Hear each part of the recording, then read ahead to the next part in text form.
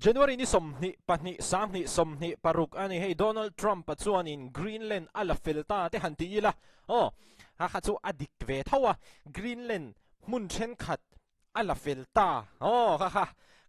katiang zo khanin han soila kan let dikang achan chu tunai hianin United States hianin Greenland a mun then khat mun tamtak a hianin thunei na pum hlum achang to don ani rat maina he thila hi tuna Cyprus Britain ina thil ati dan akal pui dan ang mek ni nan report hi United States hianin copy ve Greenland ram tam taka hianin United States hianin thunei na pum hluman chang dona heng te hi sovereign American based zones ti ani dona heng hi US tan so din acha khop ni ina langa Donald Trump po hi alom hle ni ina langa ni hemi news hi mun sang sang pathum vela tangin kan han ena chuanin kan han react zelang heng zone sa hianin heng rama te hian US ina thunei na chan na mun rama te hianin United States sipai te chuanin andu tokin thilan ti thei to don ani United States sipai te chuan andu tokin thilan ti thei to don hei poimo achan chu information poimo tak tak intelligence gathering kan ti ang chi kha ngai po ni se United States chuanin Denmark phalna la kherlawin anti popop thei to tin United States hianin Denmark phalna la kherlawin Greenland a hianin military training sipai te tan training te po ati thei to don ani lat maina tin Denmark phalna lak herlawin United States hian heng Greenland rama hianin khang leilung ho sakna angchi te kha khang te kha adu tokin hai chuak thei to don ti na ni hei hi Donald Trump pachuanin tha ti khap maya ama tongkam da tak phei chuanin fantastic atinga tani Trump kai da na chuanin hetianga deal an siam thei hi hei hianina entir chu Washington United States ina adu ang zong le atira tanga an lo clear lock an lo dream an lo vision lock te pon yang chu khang zong kha ti hlotlin na om tin Trump choni na soya he thili America ram himna ata na poimo takzeta chuan Trump soida na phei chon hetianga deal an siam hi infinite agreement ti ani tiam chin amlo khovel om chung te pon ni to ang chu a om reng to don ani hemi deal hi chu ban chuanin Trump chu alung oi hle ani tin Trump hian in a soinon le he thila hi Russia le China ten kimi Arctic rama China le Russia te Arctic lama anron len bel zelo nan he thila hi apoi mo ni in Trump chuan in a soyani tuna Denmark le Greenland te hianin enge an soi kan ti chuan hei te hi an soyani Greenland mi pui te chuanin mak anti khop mai ani hetianga deal an siam thei mai te po hi mitam tak chon in an oi lawa heta saptonga soidan tak phei chonin Greenlanders expressed skepticism anti ani hei omzia chu Trump a hianin rin na an ngat lawani achan chu tuna hianin America ramten America in Greenland ramathunei na pumhlum hun then khata achan phei chuanin Greenland hianin azalen na te amma le amain enkol ve theina tur angchi khang kha achan pha angti kha Greenland ram mi poite hianin an hlau ema chuanin Greenland ram mi puitana an hlau le deuh pakhat chu an ram leilung ho sakna hi America hianin asu sak vekang ti hi Greenland mi puite hianin an hlau hle ani ti chuanin Denmark politician te chuanin hetiang zong hianin an ron soi vele thuan ron nei vele tuna hian hetianga deal an lo siam ringot te an lo in berem ringot te hi mak an ti ni achan chu Denmark politicians te hi henga hianin ron an ni lova mo chuanin ron an lo ni po in mitam zok kha shriat te po an lo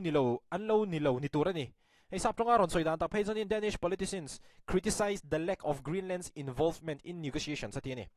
mo Greenland ram ai o te kha heng Trump le NATO te inkar hetiang deal an siam don vel hianin an lo tel ve vak du lo ni na langani chu van chuanin Greenland mi puite chuanin hetiang thil hi an oi thei lawa chuanin Greenland hi sal tura pho chu ani lo hrim ani tin Greenland mi puite hi an ron tang na sale zolani ti chuanin European lampang hianin European Union lampang hian engen soi kan ti chuanin French President Emmanuel Macron na chuanin hetiang a thil an ti tur hi adu lo tin ado da na thu aron chak chuaka ti chuanin European Union chuanin an trade bazooka ti kha mo khang kha Trump na tariffs an mania aron impose chuanin an manglet ve don ni ti kha French President Emmanuel Macron hian in aron soiboka ti chuanin European Union ram dang te po hianin hetianga deal an lo siam rengot hi a tha an ti lawani ti chuanin hetianga Trump an a deal lo tling tak a siam theina turata na NATO inrawlh na le hetianga NATO lo tel ve na hi a thuk ang reng khop maya NATO official te chuanin hetianga deal an siam hi Arctic security mo Arctic ven himnan hilam vel ven himnan khanin apoi mo em chu wan chuanin hetiang hianin kan ti ta ni tiang zong khanin NATO hi a inrawlh ni in news hian in a ron report ani zonin NATO Secretary General Hmar ka chuanin he deal an siama hianin Greenland zalen na te le tuin nge thu nei anga tuin nge control ang khatiang vel kha soilan tam lutuk ani lawa chu ai ma chuanin himi Arctic region Greenland ram vela Russia le China ron lian lutuk tur kha khami ven na tur kha keini chuanin kan soi war zo kan iti in January ni som ni pakhat khulama January ni som ni pakhat keini ta chuanin January ni som ni pani voinang vek ani chu Davos Switzerland World Economic Forum an nei na heng te hi deal te hi an lo siam ani tin hetianga deal an siam a hen thil chiang lo deu oma chu chu nge kan ti chuan tuna hianin Greenland a hianin tunge lalber le Greenland ram te hi tuinge control tak tak ti kha engma kha to chon da chiang lo chhota ani a chan chu Denmark an oma Greenland ti han an manin roin rel ang khani boka zonin European Union zanama NATO an boka tuna US aron in rol ta boka tuna hianin tu takin nge Greenland chunga thunei ti kha kha engma kha achiang talawani ama kha zonin Denmark khani maya ama rasu tuna chuanin a chiang to lo ati an soi chiang to lo lutukani kha tuna breaking news kan han report thei chuani Trump ate hianin Greenland a deal an siama nimin lama video masalama kan react to ang khanin Trump hianin sipai chakna mangin Greenland hi ala don lo ti kha a soi chuak to a khang alo soi chuate ka hetianga deal an siam don wang te hi ani thei mai em ti te pokha ril ro chuan o mani soi to ang khanin media an ron pho so hi keini lo hriat ve mai ani a phenan lo in biak ruk na te mo in thom na te pokha tel lo wang ti kha soi thei ni to mi lo nia khang an lo in biak ruk na ang te kha keini chuan in kan lo hre ve si lo wa chu wang chuanin Trump hianin deal hi World Economic Forum a hianin asiam hlot ling ngei don nia a hriat nuwa hian mi zong zong le khovel zong zong hriata Greenland chu Greenland hi sipai chakna mang chonin kala lawang ti in nimin lama te po khanin alo soilok te po ani mai thei ani kha chu ani mai thei ani ti vek to ani a chan chu soi tong khanin new sakan mo hi ke ni hriat ve thei chin ani